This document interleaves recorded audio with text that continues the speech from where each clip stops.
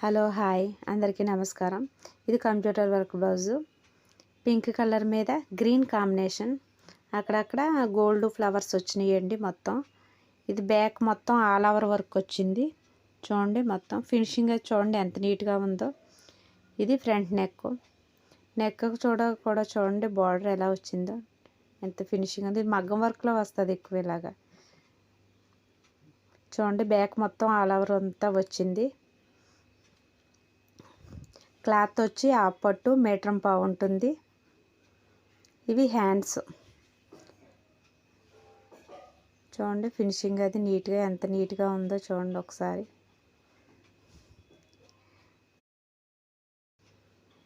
Cloth అయితే half పట్టు metre పావు ఉంటుంది.